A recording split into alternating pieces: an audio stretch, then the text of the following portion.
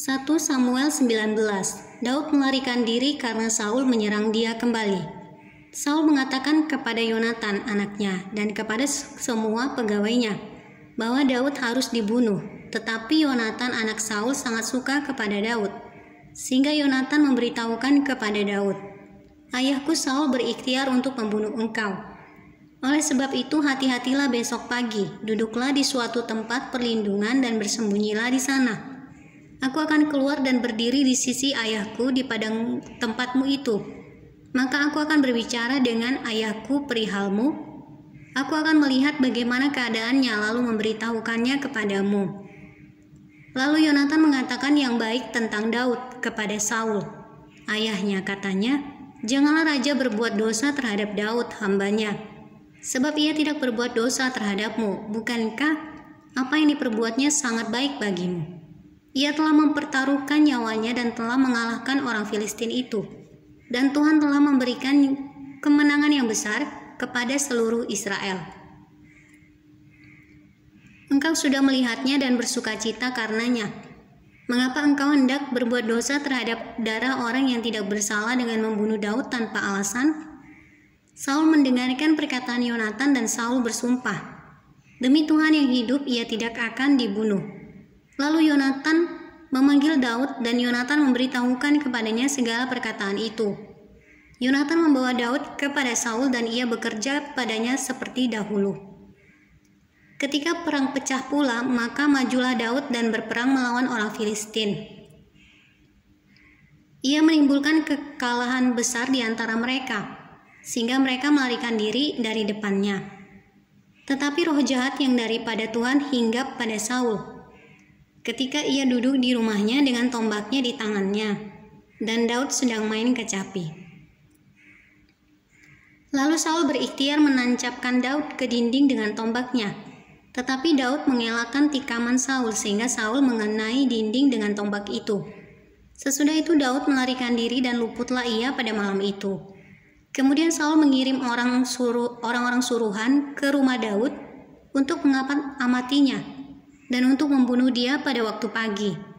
Tetapi Michal, istri Daud, memberitahukan kepadanya demikian, "Jika engkau tidak dapat meluputkan dirimu malam ini, maka besok engkau akan dibunuh." Lalu Michal menurunkan Daud dari jendela. Ia pergi melarikan diri dan luputlah ia. Sesudah itu Michal mengambil terafim dan menaruhnya di tempat tidur. Ditaruhnya sehelai tenunan bulu kambing di bagian kepala dan ditutupinya dengan selimut. Lalu Saul mengirim orang-orang suruhan untuk mengambil Daud. Tetapi perempuan itu berkata, "Ia sakit." Sesudah itu Saul mengirim orang-orang suruhan itu untuk melihat Daud. Katanya, bawalah dia di atas tempat tidur itu kemari supaya ia dibunuh." Lalu masuklah para suruhan itu ke dalam dan tampaklah ada terafim di tempat tidur dengan sehelai tenunan bulu kambing di bagian kepala. Berkatalah Saul kepada Michal, "Mengapa engkau menipu aku demikian itu dan melepas musuhku pergi sehingga ia luput?" Tetapi jawab Michal kepada Saul, "Ia berkata kepadaku, biarkanlah aku pergi, apa perlunya aku membunuh engkau?" Setelah Daud melarikan diri dan luput, sampailah ia kepada Samuel di Rama dan memberitahukan kepadanya segala yang dilakukan Saul kepadanya. Kemudian pergilah ia bersama-sama dengan Samuel dan tinggallah mereka di Nayot. Ketika diberitahukan kepada Saul demikian, ketahuilah Daud ada di Nayot dekat Ramah. Maka Saul mengirim orang-orang suruhan untuk mengambil Daud.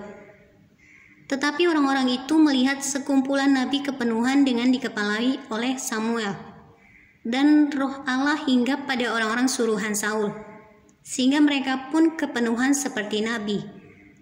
Lalu hal itu diberitahukan kepada Saul. Ia mengirim orang-orang suruhan yang lain, tetapi orang-orang itu pun juga kepenuhan seperti nabi. Saul mengirim sekali lagi orang-orang suruhan, rombongan yang ketiga. Dan orang-orang ini pun juga kepenuhan. Lalu ia sendiri pergi ke Ramah.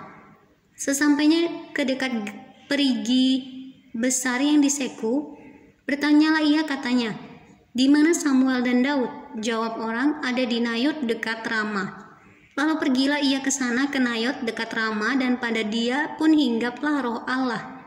Dan selama ia melanjutkan perjalanannya, ia kepenuhan seperti nabi, hingga ia sampai ke Nayot dekat Ramah. Ia pun menanggalkan pakaiannya dan ia pun juga kepenuhan di depan Samuel. Ia rebah terhantar dengan telanjang sehari-harian dan semalam-malaman itu.